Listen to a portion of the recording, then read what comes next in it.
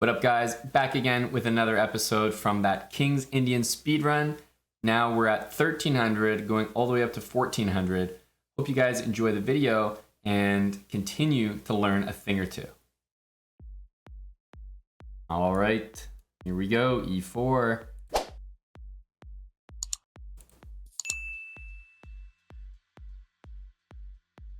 All right, get this set up.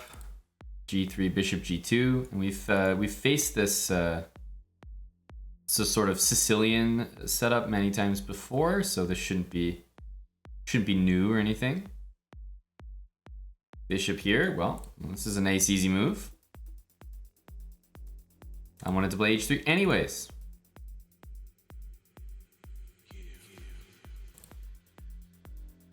King H2, of course we got F4 coming.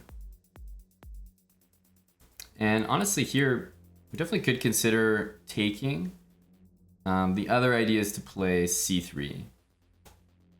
I would say that both moves are pretty strong here.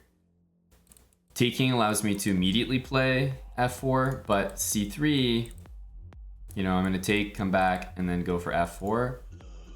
I think it's probably fair to say that, you know, a little bit more in the style here is to go for the move C3. So I'm gonna go C3. See what we can do here. I assume he's going to take it. And we just need to move our queen. Go for F4. Probably get the king to H2. These plans should not be too surprising. Okay, well, I'm going to throw in the move A4. I think this is a great move. If black wants to play A6 and B5, number one, A6 I could go A5.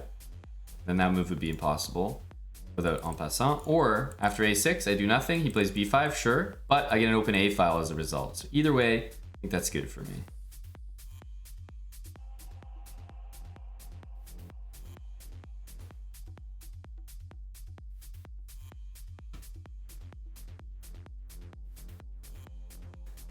All right, A5. So what my opponent has just done is just flat out horrendous. That is a very bad move.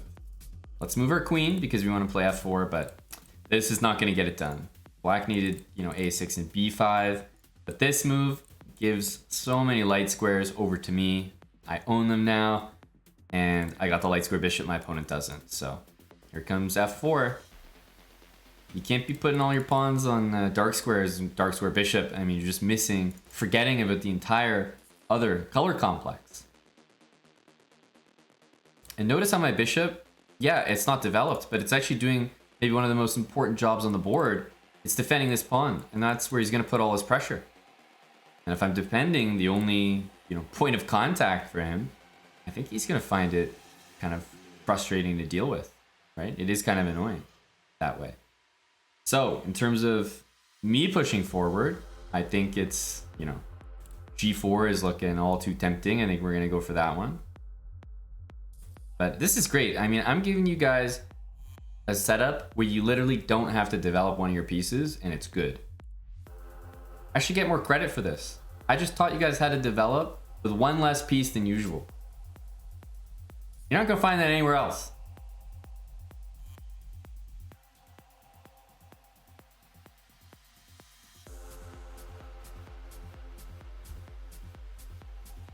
Okay, again, a lot of pressure on a pawn that is defended by one piece, and that's enough, right? So if you think about what black's going to do to drum up counterplay here, it's tough. I mean, what to do, right? You got an open file, you're pressuring, but it's defended. So from my perspective, I'm pretty comfortable here. Now, in terms of expanding over here, I'm not a big fan of the move E5. I really want to open things up like that. F5 does continue to open things up, but remember, after F5, I'm giving away some dark squares. Got to be a little bit careful. So for me, I look at the move G5 as a clear move to play first. We'll see what happens. Knight here. Remember, bishop to F3. It's the knight. The knight doesn't really have anywhere to go, so he kind of has to go back. This is great news for me. Knight goes here, knight goes here. Notice how it still doesn't have any squares to go to. In the meantime, I'll say something like H4. I'm gonna continue my plan. Also bishop H3. hits the queen. But h4, h5, if I start to get a rook to h1, I could really start thinking about a full attack here. And meanwhile, what's my opponent threatening? Well, a whole lot of nothing. A whole lot of nothing. And it's easy to play positions where you're just attacking. I mean, it's just comfortable. Let's get that bishop there. Might want to give a check. Okay, so I think I'm gonna start with this check. We'll see where he goes. All right, this move all of a sudden, I mean, h5 to me still looks like the move, but f5 is also very tempting as well because I want my rook to open up. But for the moment, just because I see the queen hitting my king, probably gonna go for the move h5.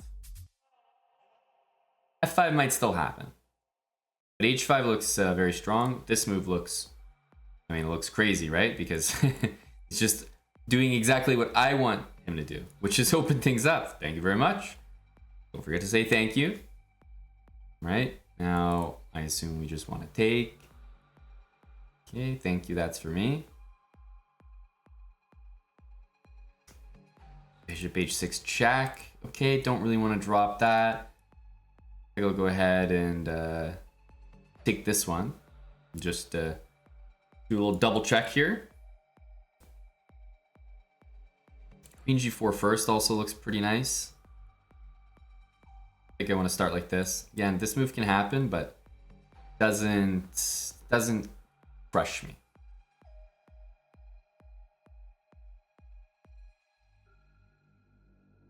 Okay, that's the check. You know, that's a king move somewhere that I can do. I can also, though, decide to play bishop f4. And yes, he takes this pawn, you know, finally. But my king then moves, and, you know, he's faced with this as an issue. So I'm probably gonna go here. And after this move, really up to me. I think every square is fine. My instinct is to go on a light square. It says dark square bishop lurking, queen's on dark square. So I'd rather put my king on a light square just for safety. And this move is about to lose on the spot to a check. Okay, queen there, so we can still take this, but we'll probably start with this move.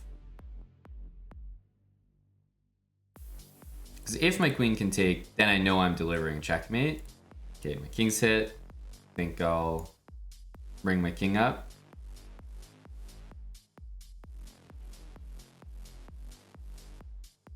And I think there just might be a forced sequence here, which looks very good. So I'll start by giving this check. And then I'll do another check. And another check. And a great, probably one of my favorite things. I feel like every time it happens, it's like, favorite thing is when your checks line up perfectly with all those pieces. Look at this. Bishop here. Now we're even hitting the rook.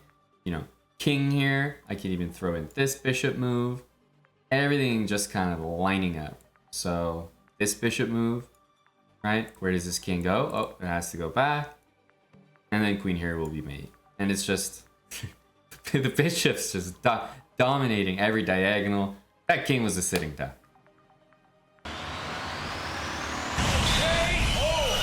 GG. Not forget to add that one to the win column there. 63.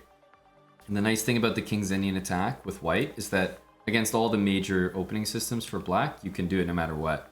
You know, against e5, against c5, it doesn't matter. Your goal is to do these moves, and those can always happen no matter what you play against. Pretty much the only thing is the Scandinavian, but hey, if you want to do the London system, and someone plays e5, well, guess what? You can't do the London system. So everything kind of has that one thing you can't do it against. But hey, most people don't play the Scandinavian. It probably shows up in like 1% of your games, so it's still pretty universal. All right, g6.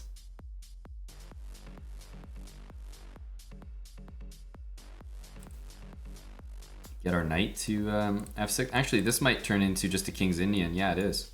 So we're back actually in a King's Indian now, just regular King's Indian. Go for e5. Okay, interesting. He's played bishop f4. I believe that we can just... I think we can basically just play this anyway, but having a look-see.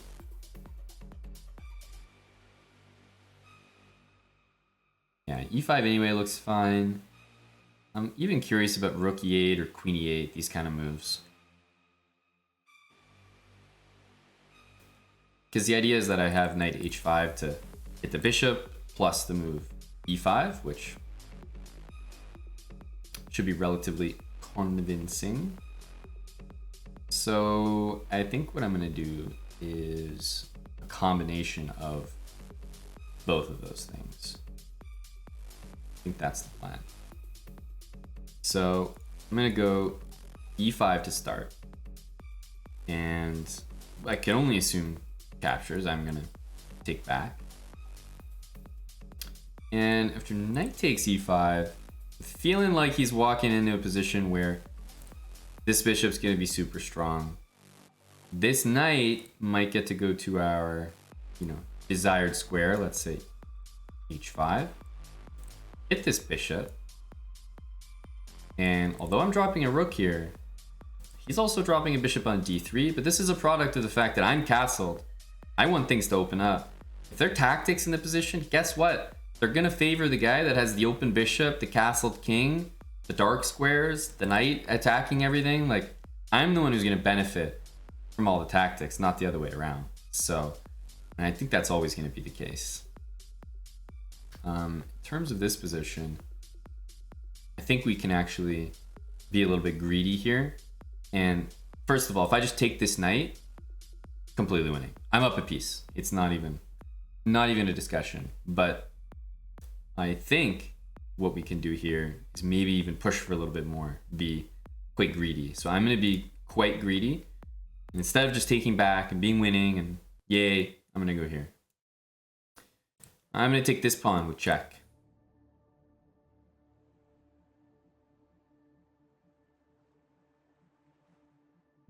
Go me.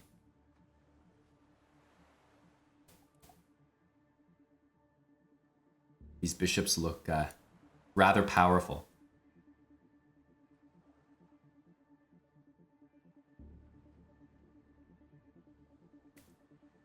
So he's kind of running out of options. That rook has no squares, so he's got to be moving his king here. But I'm not that keen on letting that king escape, to be quite honest with you. So he wants to play here. I've got this move coming, but what I like a little bit more is I like this move because it doesn't let him go where he wants to go. I've got the king on the run. I feel like I've got the king where I want it. Bishop g4 kind of looks like a dagger move, intending queen to f3. That'll pretty much be mate.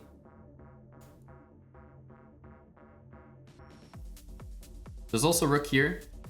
Of course, he'll play knight there. I could just play c6 and win the knight, but I'm really trying to go for something even worse for the guy. So check, for example, he can't go back. I don't think he wants to give up his queen, so he's got to keep journeying. He's got to keep journeying. Up the board. Yes, come hither. So we got him going upwards. That's what we want. Now, in terms of the mate, I'm thinking we can probably do it with the pawns, but we have to be a little particular about it.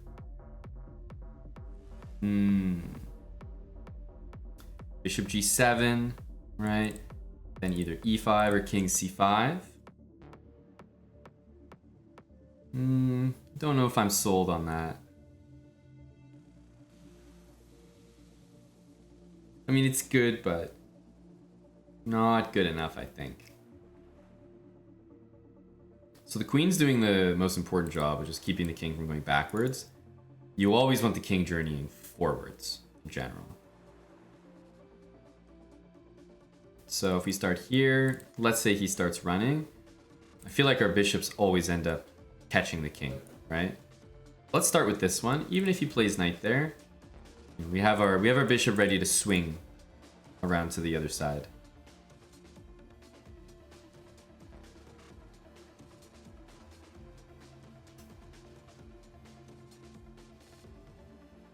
I think it might be time to swing.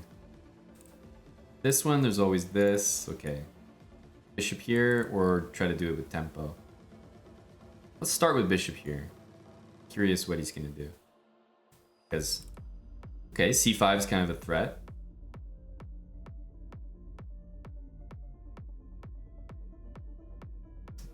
Bishop d1 is probably not it.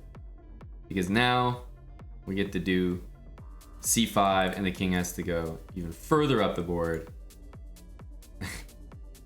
There's no way if you're journeying this way that you're going in the right direction.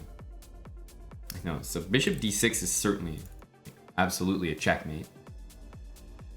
No doubt about that. Is there better? There's so many mates though, that's the problem. Bishop d6 is kind of, it's pretty nice, I gotta be honest. I think that'll do for me. I can feel pretty good about that one. I think this is a nice journey. You know, we actually took the king here, here, here, here, here, here, and here. That's pretty impressive.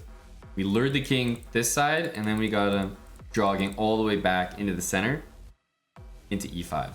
So we took him for quite a stroll, honestly. We took him for a big stroll. He lost some calories there, that's for sure. So that game was 22 moves. And starting here, so that's 1, 2, 3, 4, 5, 6, 7, 8. So 8 out of my opponent's 22 moves were with the king. That's a pretty high percentage. That's a pretty high percentage. But what did we do in the opening? King's Indian. Dude, you can't play King's Indian and London. Like, what setup is this? I've never seen this before. E5, right? I'm using similar ideas to before. Of course, this is a, not a simple tactic to find. It's not like, oh yeah, play the King's Indian, you'll just play this tactic. Yeah, it's that easy. But I play it as a means of showing how active black can play with tactics when the king's in the middle, with this great piece. Remember, I've said it a few times, when you're playing the King's Indian, or any of these kind of openings, you have to put a high price on this bishop. So if you're the black pieces, you got this bishop, you have to basically tell yourself that bishop's probably worth 3.5 points, at least. 3.5 or 4 points. It might not be worth a rook, and sometimes it is, actually, but it's certainly worth more than a knight. So in this particular case, let's say that in this position, it was white's turn. White got 2 moves. They go here and they go there.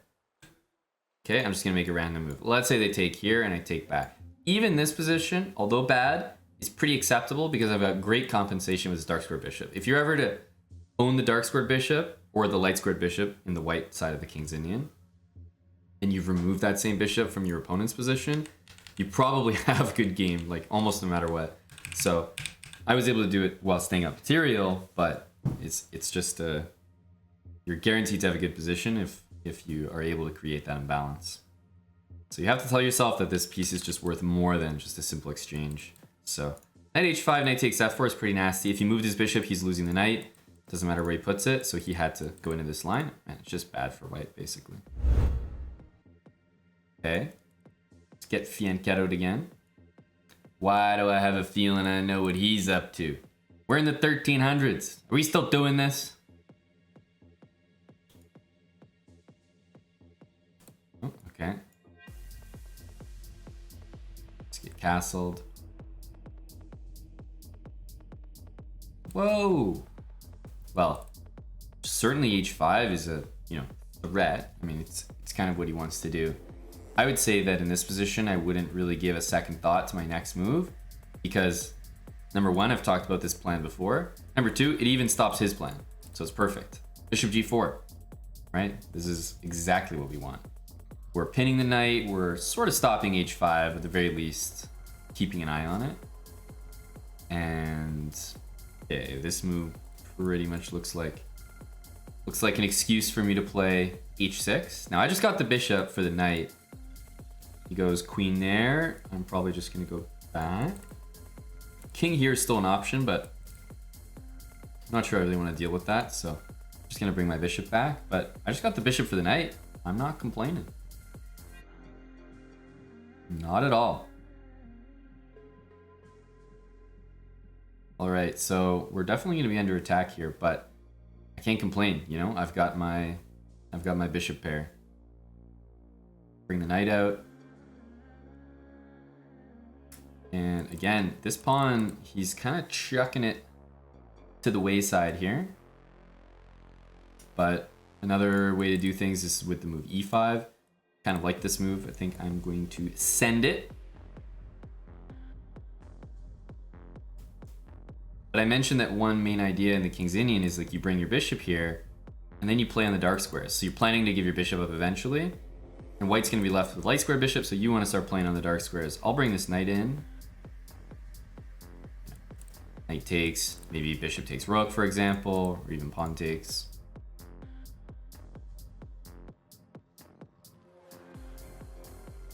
But yeah, usually when someone plays h4, bishop g4 as an immediate knee-jerk reaction is, in general, it's going to be a strong move. It's going to be a strong move. All right, let's see if we can get any kind of action going here. Should we be taking this? Question of the day. The move f5, you know, I might have to do something with this knight, but the move f5, I can start saying to my opponent, hey, it's actually me who's looking to play for the attack here. So I'm going to start by taking. I think he might really get like possessed by g takes f3. I think he's really feeling he's going to send it here. And after this move, we just await his fateful blunder, f4. We know it's happening. We just have to sit there and wait because our position is just going to be God mode after that. Our bishop is going to get to h6. That pawn, first of all, is completely hanging on h4. So it's not even really a consideration. Just rip that off. But king h7 and bishop h6 is going to be lights out. Very strong. Knight b5. Interesting move. I'm not really bothered by it. So let's capture that. And let's just execute my plan, which was Operation Bishop h6. Once we do that, there's nothing, right? Put the bishop on f4. What threats are two rooks gonna make against two pawns? Nothing. They're never gonna make a threat for the rest of the game.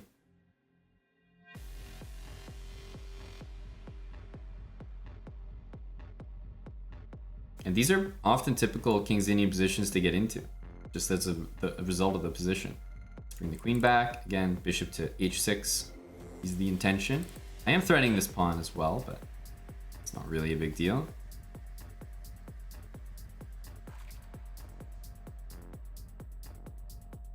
Yeah.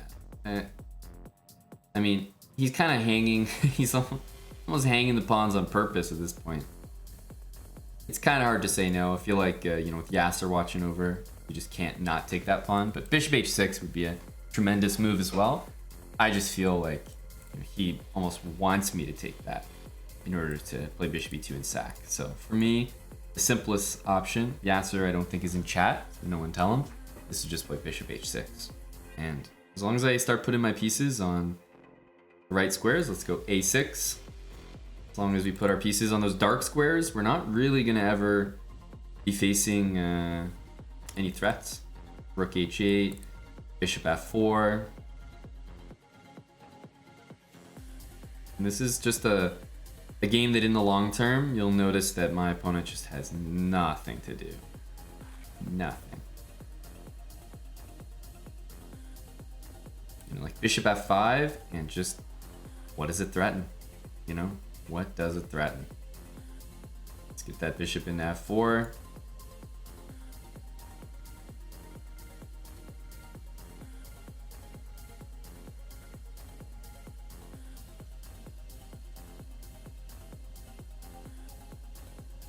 Maybe queen h4, but we'll wait and see how he places the pieces.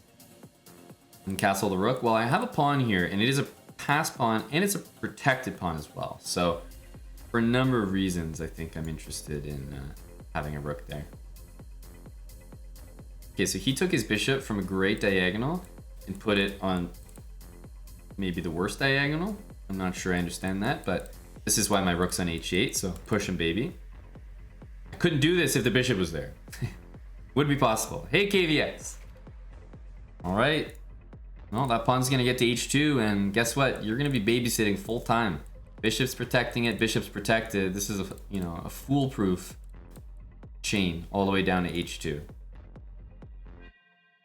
And I don't mind more trades, because that rook is just gonna be stuck there. Just nothing to do in this position for my opponent.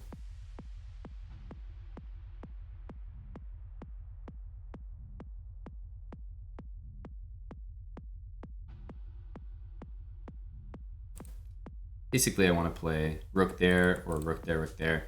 I think my opponent should probably be playing this move to bring his bishop back to this diagonal. So it might look a little odd, but that's why I'm going to play this move.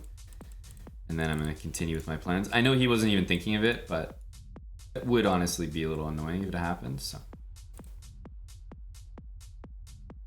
look at this. I mean, I can't move. There's nothing to do. I'm going to go rook here. I'm going to take. I'm probably going to bring the other rook there and try to go rook g1. That's all. If anyone would like to volunteer to play my opponent's position, you guys just let me know, eh?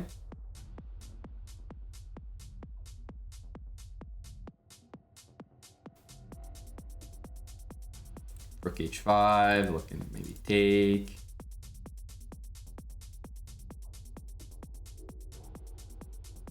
It's hard to be creative with the white pieces here. You know, you're just staring at this pawn that is always going to be protected. And it's one square from queening too.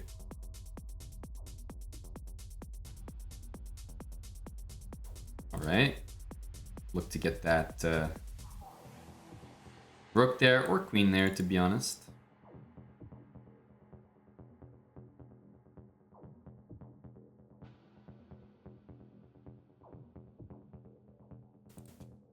Rook here. I just wanted to take control of some of these squares. All right, we're starting to eyeball the g1 square. Oh, and he finally cracked. You know, it's just there's just nothing to do in the position. Finally, we got him. We got him looking. I think we could even do this move, just just to show off a little bit.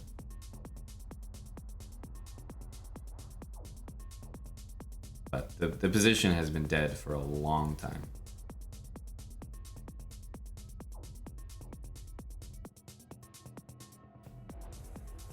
It's looking rough for my man. He doesn't want any more part of that, and I don't blame him. I don't blame him.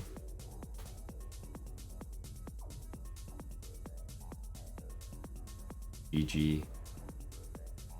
But this goes back to one of the classic plans I've always shared, which is get rid of the knight for the bishop. And this goes without the pawn could be on h2, it doesn't really matter. But the idea is you play bishop takes knight, and you get this pawn e5. And if white takes you, then you can try to use the d4 square. If they push, you can use that as well. But your game becomes then all about the dark squares, trying to control them. Keep adding to that wealth of knowledge. c4. Okay, well this means we'll at least get our King's Indian set up, whether our opponent wants to play d4 or not. Here we go. We'll get d6.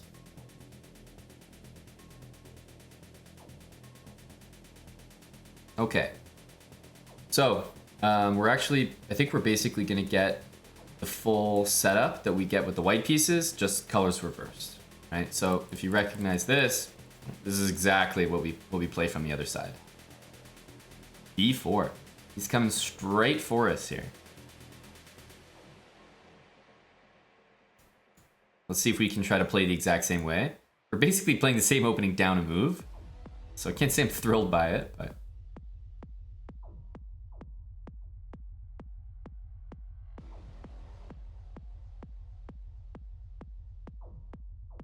let's keep our same vibe, right? h6, king h7. These moves should be familiar. Colors reversed. knight h5, f5, these kind of things.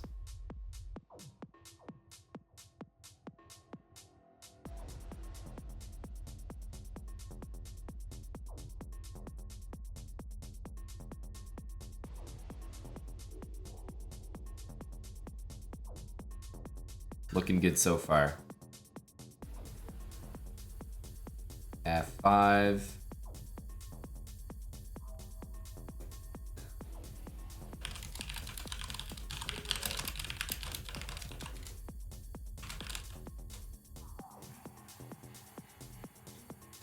Can white really never stack up an attack on the king side? Well, yeah, but remember, white hasn't played e4. He's gone with a setup like this. So if you think about the reverse colors, it's as if I'm playing against a Sicilian. It's as if it was like, you know, e4, c5. And in that one, usually they play on this side of the board. So it's kind of me who's playing on the king side and my opponent who's launching on the queen side.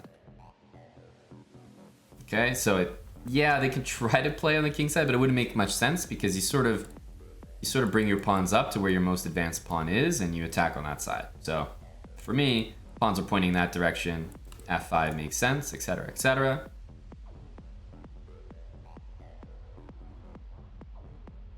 All right, bishop e2. My opponent's developing, you know, pretty well, pretty naturally. Everything makes sense here. We don't really need queen e8 to defend the knight here because, yeah, the queen's out of the way, everything's out of the way. So now we sort of have to continue our attack. I'm probably just gonna go for g5. This has been pretty standard so far. f4 is still a good idea, but whenever you play f4, you also give away a lot of light squares permanently with this move. So it always feels nicer to attack like with g4 and then h4, as I think you've seen me do even today in a previous game. I think I had the white pieces and I played g5 and then h4, h5. So this move, I definitely think of the move c6, but as soon as you play c6, you give your opponent b5, like on the next move, I mean. And I'm not sure I want to give white that kind of bayonet, so let's continue with our g-pawn. We can always bring the knight back. That's probably our plan, bring the knight back, h4, h5. Let's bring this knight back into action here. What elo do I think I'll actually start to have struggles? Well, my elo.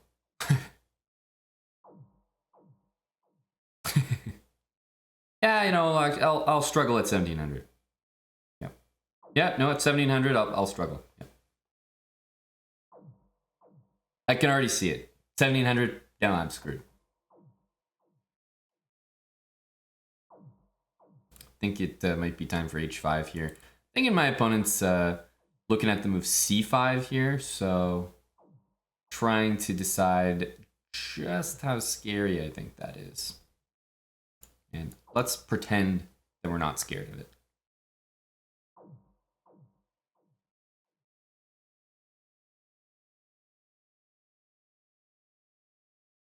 Well, I'm thinking in this position that if I capture this, bishop takes, we'll be able to play c6, d5, which looks great.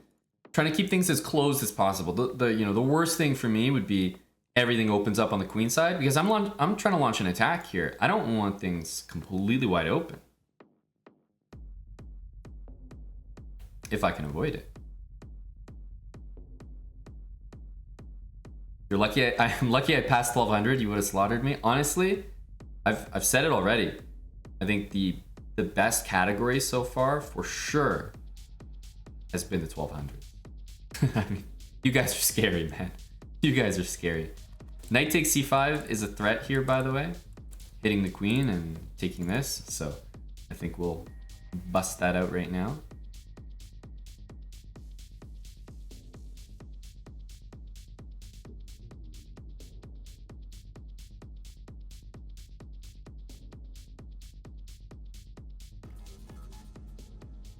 Started to struggle at 1200. That's a good move. I'm thinking it might be better to take the rook and come back to f7. That's my first instinct. Because the other option is to take here and bring the bishop back, but I think it's useful to actually get my rook. Because he has to take this, which is why I can decide how I want to take it. Rook or bishop, doesn't matter. And it doesn't feel good to have my rook on a hanging square, but I'm hoping that it's defending this pawn, which is useful, and it lets me play bishop e6. Also, bishop h6, getting the knight might be annoying. Queen g5. These sort of moves are I'm on the lookout for here. Yeah, this one definitely comes to mind. But it's kind of hard to say no to bishop e6. I know we're looking at this, but I gotta develop my pieces a little bit here. All right, gotta develop just a tad. Yeah, bishop pair acquired, 100%. And you know, I've still got h4 in my back pocket. I've got queen g5 in my back pocket, and this rook defending that pawn I think is quite nice.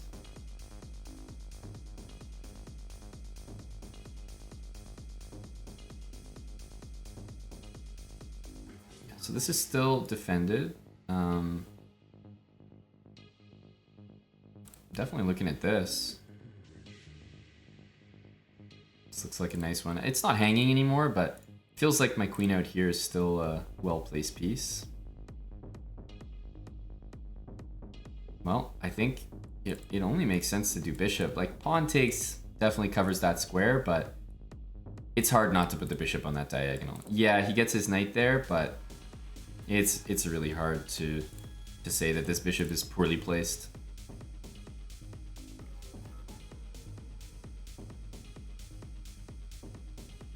So now an h4 move looks pretty lethal. And knight d6, yeah, it forks my rook and pawn, but at this point with my strong bishop here, I think I'm kind of one-track mind on the attack at this point. That looks like I should be able to punch that in for victory. Well, I'm really looking at that move. You know, trying to play maybe h3. This rook over here. He's also pinning his own knight, which never looks right. And oof. These moves are definitely surprising. Let's try to take that. Remember, no knight g5 because it's pinned. Yeesh. There might be some sort of like a sacrifice, you know, for some brilliant checkmate. I'm definitely on the lookout for that now. Bishop here, queen takes, knight there, still not possible. Bishop there, I can take it. So he's got some shoring up to do.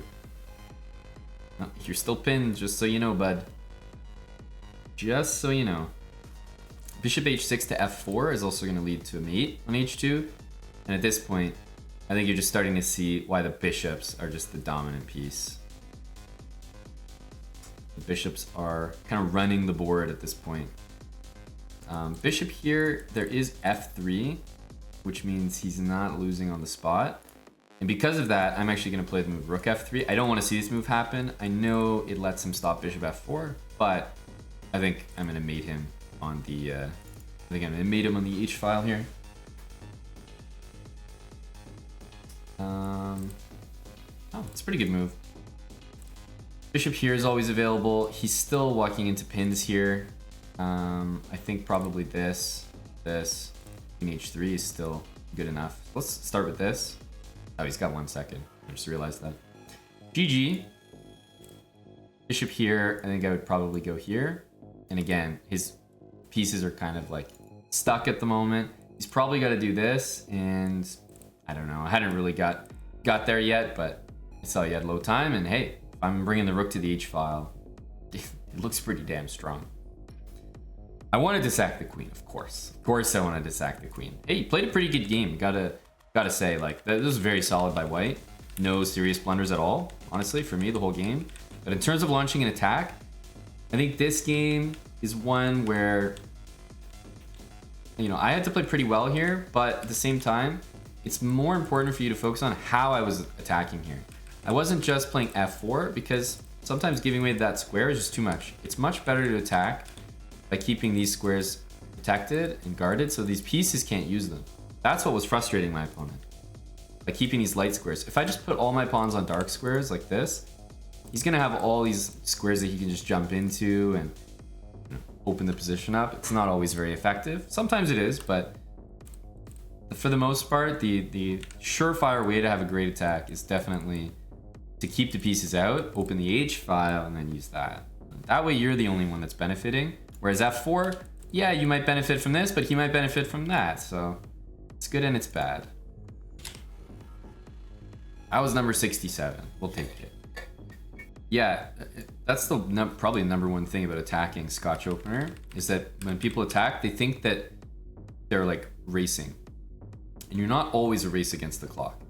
You know, when the king's on the other side of the board or something, and you're attacking here and they're attacking here, yeah, there's a race. But when you're attacking the king and they're attacking just the queen side, you're not always like, you don't, the onus is not on you to like checkmate them in 20 moves or you lose the game.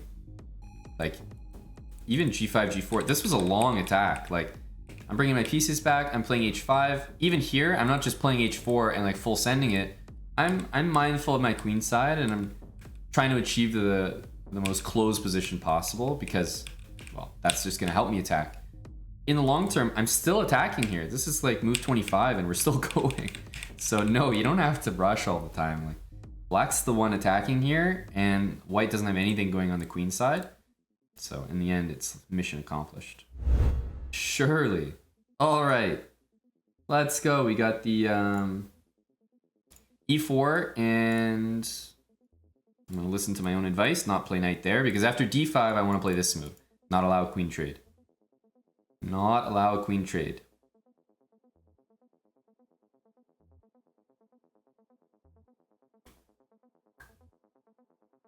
And this no queen trade thing really threw him off.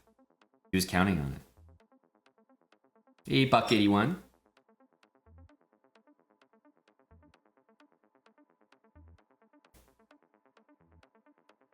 Okay.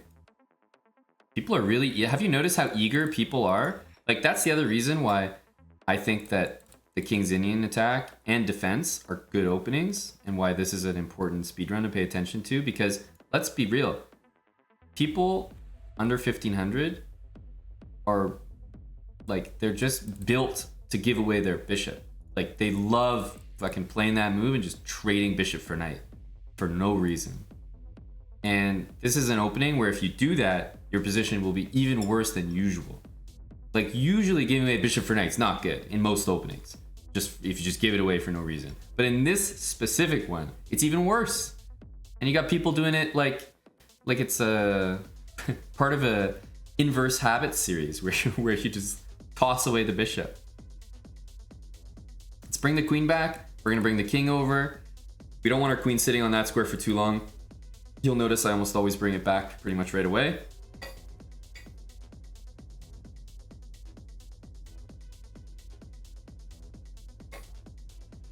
Is that it? No more names? You're leaving after 69? Feels bad, man.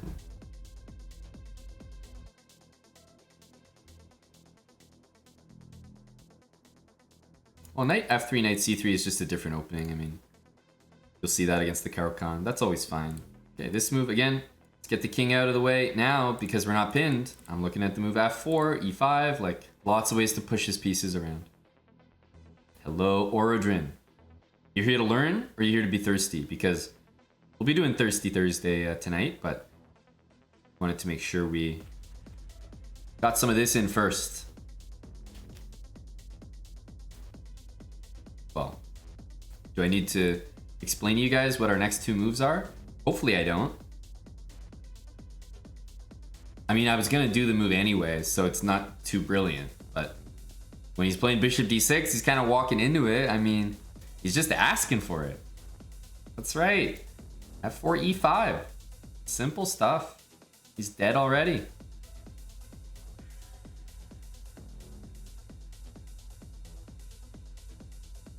And I was gonna do this no matter what. Even if this was not a fork, this was my plan. So it's not that difficult to spot.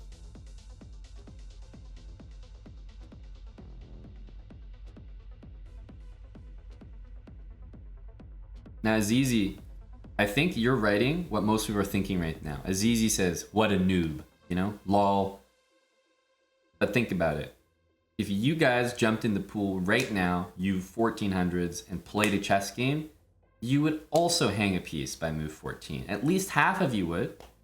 You're just as bad as this. You're worse. You're probably worse than this guy. Don't forget that.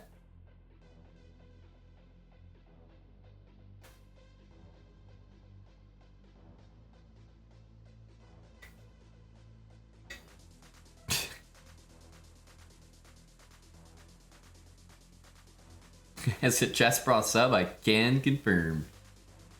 All right, let's continue to get these pieces out. How about that? Knight f3. Nice simple move. Support that pawn a bit more.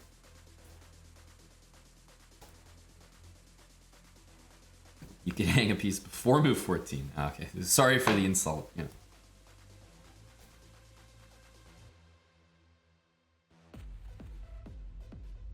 Okay, he's adding a bit of pressure there. I think I'm going to remove this knight from its beautiful perch here on d5.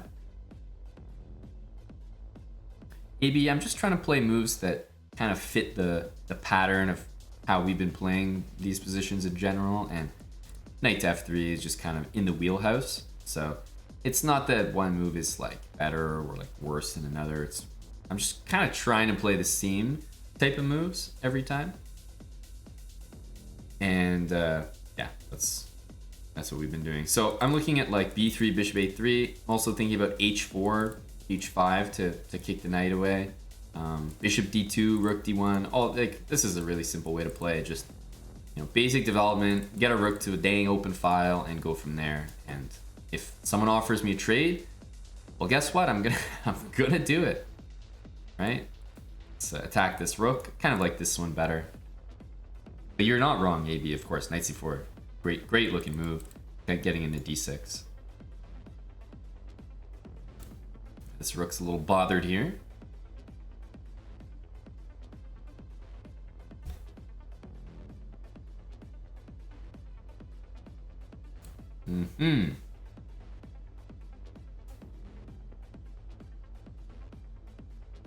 We can take this after he takes here, but after king there, I think we do have to take the rook back.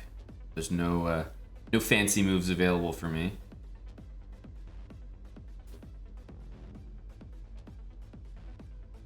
No, like,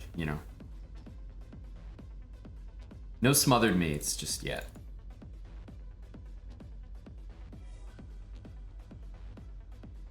So let's just take back.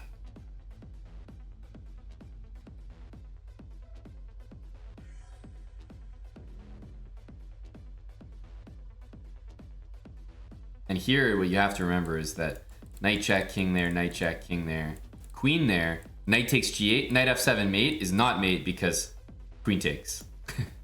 So I think there's probably a lot of forced mates here, but I don't think any of them involve a smothered mate. And obviously, we have to get a smothered mate here.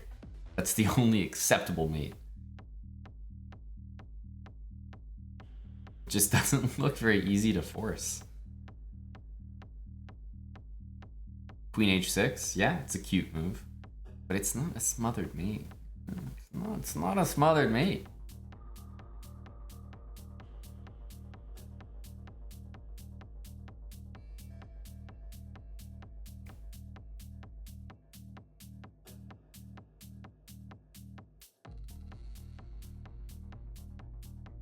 So queen d8 will get smothered mated.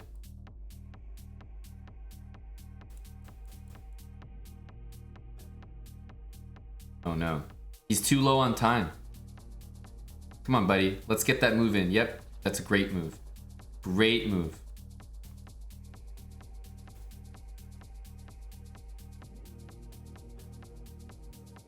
Great move, buddy. Good stuff. He played along.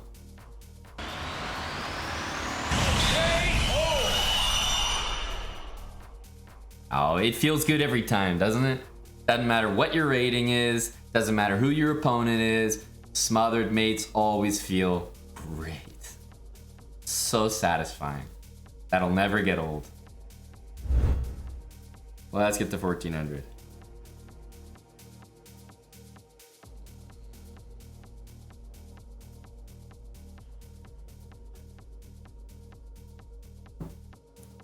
Okay. D3.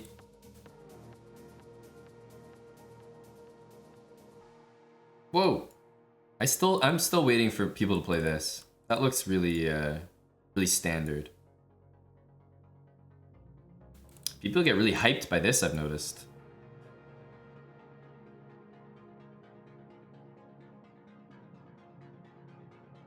Right? How common is this? Haven't we seen this particular... I almost want to call it a line because I see it all the time. Don't we see this all the time?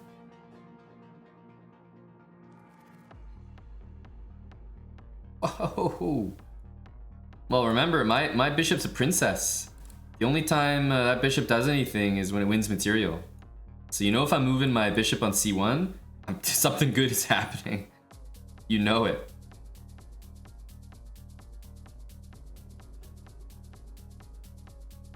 Well, this move. Remember, we're not going to play this move and blunder this. That's just like last time. We're going to play king h2. We're learning. We are learning. But yeah, now I want to get my queen out of the way. Okay, if I see the king castle here, you know, I might be thinking about something other than queen here, like something slightly more poised towards the other side of the board.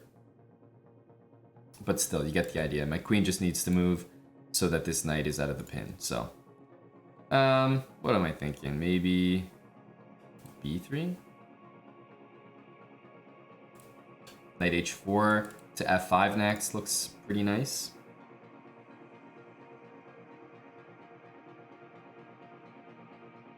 Maybe we'll see knight g4. I don't know why, but people like to play this move in this position.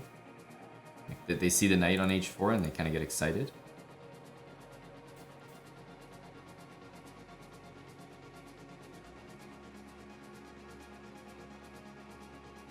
Ooh. Okay, number one, that's just a pawn if I want it. But apart from that, I think it's definitely the case that after this move, there's no way that opponent sees that. There's just no way. There's no way.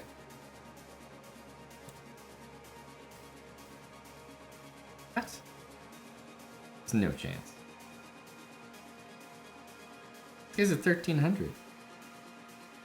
There's no way he saw that. It must have been a lucky move. That's total luck, right?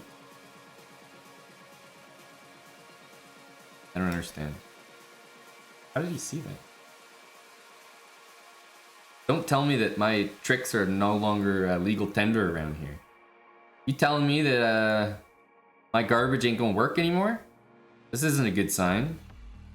Oh, whoa, whoa, oh, buddy.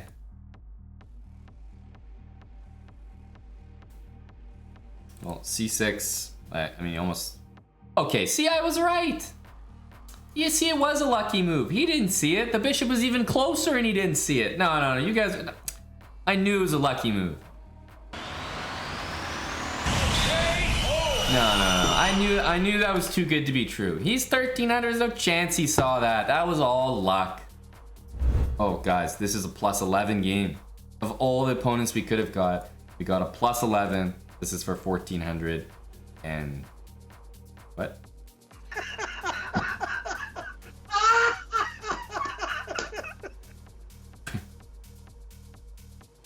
But the King's Indian is so easy. The King's Indian is so easy. Wow. Guys, pay attention. That could be you. Yeah, dub is a dub. Absolutely rolled. Count it, book it, clip it, chip it, put it in the win column. That's a huge 73rd win. Massive here. Look, the move g6 came out. Was my opponent a good sport? Goddamn right he is. He's a great sport. He's a great guy. The other day he lent me his Lamborghini. That was the only game he resigned. Oh, I think we know what's going on. Oh, okay. Yeah, he's having a rough day there. Yeah, he's having a tough day. Yeah, he's having a tough day. Yeah. Okay, yeah. It's been a rough one for the guy. Hey guys, hope you enjoyed the video. As always, if you're not subscribed to the channel, you can do so right here. And don't forget to click that bell and turn the post notifications on. And if you're looking for more of the King's Indian speedrun, you can check it out right here. Thanks for watching.